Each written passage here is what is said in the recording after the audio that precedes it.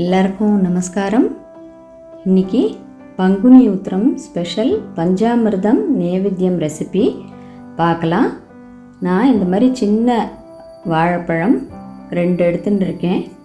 இந்த பஞ்சாமிர்தம் பண்ணுறதுக்கு இன்றைக்கி வாழைப்பழத்தை இந்த மாதிரி பாத்திரத்தில் சேர்த்துக்கலாம்.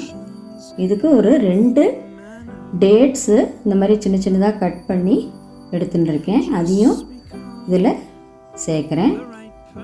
இது 2த்தையும் இந்த மாதிரி மேஷரை வச்சு நல்லா மேஷ் பண்ணிக்கலாம். அதுக்கப்புறம் ஒரு 1/4 டீஸ்பூன் ஏலக்காய் பவுடர் இதில் சேர்க்கலாம். இது ஏலக்காய் பவுடர் நல்ல ஒரு வாசனை கொடுக்கும்.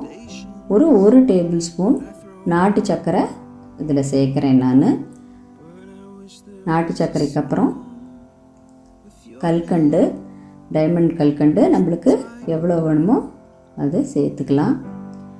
இது எல்லாத்தையும் சேர்த்து நல்லா ஒரு வாட்டி கலந்து விடலாம். இதுக்கப்புறம் ஒரு டேபிள் ஸ்பூன் தேன் இதில் சேர்த்துக்கிறேன். தேனும் விட்டு நல்லா கலந்துக்கலாம். இது நம்ம நைவேத்தியத்துக்கு பண்ணுறதுனால ஒரே ஒரு டீஸ்பூன் நெய் சேர்த்துக்கிறேன். இது எல்லாமே நல்லா கலந்து விடணும். நீங்கள் குவான்டிட்டி நிறைய பண்ணுறீங்கன்னா அதுக்கேற்ற மாதிரி இன்க்ரீஸ் பண்ணிக்கோங்க இன்க்ரீடியன்ஸு. முருகனுக்கு ரொம்ப பிடித்தமான பஞ்சாமிர்தம் பிரசாதம் நைவேத்தியத்துக்கு ரெடி. கண்டிப்பாக ட்ரை பண்ணி பாருங்க. தேங்க்யூ.